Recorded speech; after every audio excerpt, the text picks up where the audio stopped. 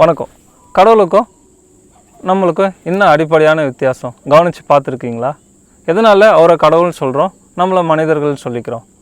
இப்போது யார் இந்த படைப்பின் மூலத்தை அப்சர்வ் பண்ணிட்டாங்களோ, கிரகிச்சிட்டாங்களோ அவங்கள கடவுள்னு சொல்கிறோம். இந்த சிவன், கிருஷ்ணர், ராமர் எல்லோரும் எதுக்கு கடவுள் சொல்கிறோன்னா, அவங்க இந்த படைப்பின் மூலத்தை கிரகிச்சிட்டாங்க, அதனால் தன்னை கடந்து பார்த்துட்டாங்க, அவங்கள கடவுள்னு சொல்கிறோம். கடக்காதவங்கள மனிதர்கள்னு சொல்கிறோம். இவ்வளோ தான் அடிப்படையான வித்தியாசம் கடவுளுக்கும் மனிதர்களுக்கும். அப்போனா இதெல்லாம் படைச்சது யார்?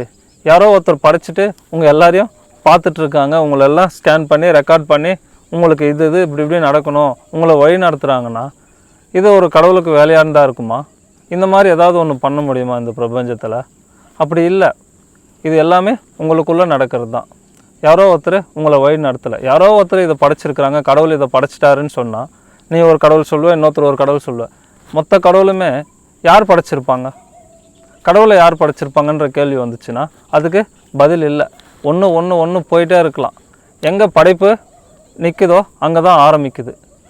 எப்போது இந்த முழு பிரபஞ்சத்தை கவனித்து பார்க்குறோமோ அப்போ தான் நம்மளுக்கு தெரியும் எது எல்லை இல்லாமல் இருக்குதோ, எது இல்லையோ அதை தான் நம்ம சிவான்னு சொல்கிறோம். எது அதுலேருந்து உருவாகுதோ அதை நம்ம சக்தின்னு சொல்கிறோம். இவ்வளோ தான் படைப்பு. இல்லாமல் இருக்கிறத நம்ம சிவான்னு சொல்கிறோம். அந்த தன்மையை உள்ளே எடுத்துகிட்டு வந்துட்டாங்கன்னா அவங்கள கடவுள்னு சொல்கிறோம். நீங்கள் உள்ளே திறந்து பார்த்தீங்கன்னா நீங்களும் கடவுள் தான்.